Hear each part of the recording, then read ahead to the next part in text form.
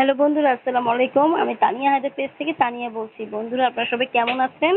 আমি আল্লাহর রহমতে ভালো আছি। বন্ধুরা, আমি আজকে এসেছি অনেক মানে বড় বড় গাছ থেকে যে কাঠ বের হয় কিভাবে সেগুলো দেখানোর জন্য আমি আপনাদেরকে আজকে এইখানে আসলাম। আমারও কিছু কাজ ছিল, তাই সেই সুবাদে আমার কাজও সেরে ফেলছি আর আপনাদেরকে ভিডিও করে দেখাচ্ছি যে কিভাবে কত সুন্দরভাবে গাছ থেকে কাঠ কেটে আমরা যে কাঠ ব্যবহার করি এবং বিভিন্ন ধরনের ফার্নিচার ব্যবহার হয়ে থাকে, সেইভাবে কিভাবে করা হয় সেগুলোই আমি আপনাদেরকে দেখাবো।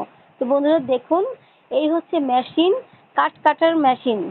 তো এই মেশিনগুলো দিয়েই মানে মোটা মোটা যে গাছগুলো আছে সেই গাছগুলো মানে প্রসেসিং করে ওরা প্রথমে গাছগুলোকে আহ, মানে কি বলবো, প্রসেসিং করার পরে তারপরে এভাবে করে কেটে কেটে ওরা যে কোনো জিনিস তৈরি করে। ফার্নিচার যেমন বিভিন্ন ধরনের খাট টেবিল, কাঠের ফার্নিচারগুলো যে আছে সেগুলো ওরা তৈরি করে থাকে।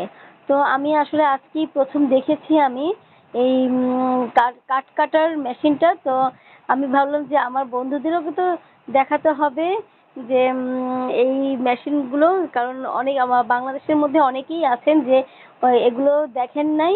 আমি যেহেতু প্রথম দেখেছি তাহলে নিশ্চয়ই অনেকেই আছেন যে এগুলো আসলে প্রথমেই দেখছেন আমার ভিডিও মাধ্যমে এবং অনেকেই দেখেন নাই।